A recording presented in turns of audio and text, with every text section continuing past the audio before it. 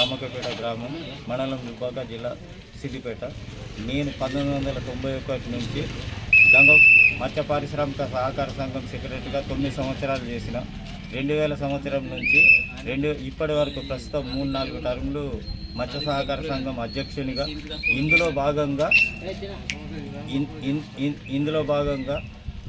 2000 నుంచి 2010 వరకు జిల్లా మత్స్య సహకార సంఘం డైరెక్టర్గా,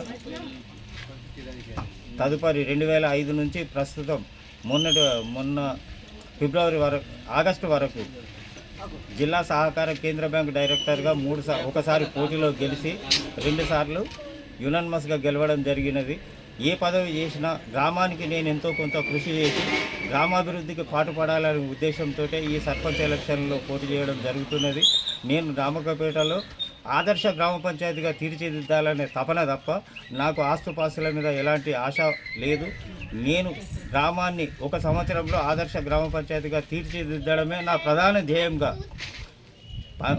పనిచేయాలనే ఉద్దేశంతో గ్రామ సర్పంచ్గా పోటీ చేస్తున్నాము. అదేవిధంగా రామకపేటలో నీటి సమస్య బాగా ఉన్నది.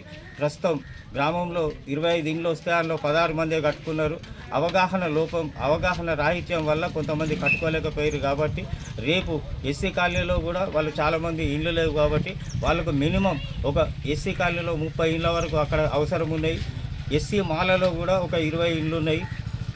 గ్రామంలో కూడా ఒక 50 ఇండ్లు అయితే నిరుపేదలకు ఉపయోగపడితే ఈ విషయాన్ని పై అధికారుల దగ్గరికి, మంత్రి దగ్గరికి, రాష్ట్ర గృహ నిర్మాణ శాఖ మంత్రి దగ్గరికి పోయినా మా ఇన్ఛార్జి చెరుకు శ్రీనివాసరెడ్డి గారి ఆధ్వర్యంలో జిల్లా అధ్యక్షుడు మాజీ గజ్వేల్ మాజీ ఎమ్మెల్యే నర్సారెడ్డి గారి సహకారంతో మా డీసీసీబీ చైర్మన్ గారు చిట్టి దేవేందర్ రెడ్డి గారి సహకారంతో నేను పై అధికారుల దగ్గరికి పోయి రామకపేటను పూర్తి స్థాయిలో తీర్చిదిద్దుతాలని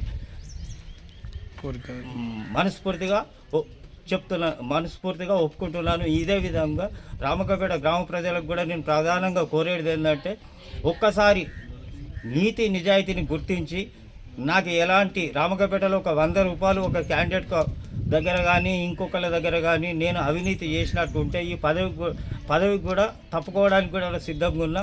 ₹1 నేను ఎవరి దగ్గర ఆశించలేదు. రెండోది, ఎవరికి ఏ పరిస్థితిలో ఎట్టి పరిస్థితుల్లో ఆపద సంపదలు కలిగినా అట్టి వారిని నేను రక్షించడమే నా ధ్యేయంగా ఇప్పటి వరకు కొనసాగిస్తున్నా. కాబట్టి నన్ను అత్యధిక మెజార్టీతోటి గ్రామ ప్రజలందరూ నాకు సహకరించి నన్ను విజయుని చేయాలని మనస్ఫూర్తిగా రామకపేట గ్రామ ప్రజలకు పాదాభివందనం చేస్తూ కోరుకుంటున్నాను.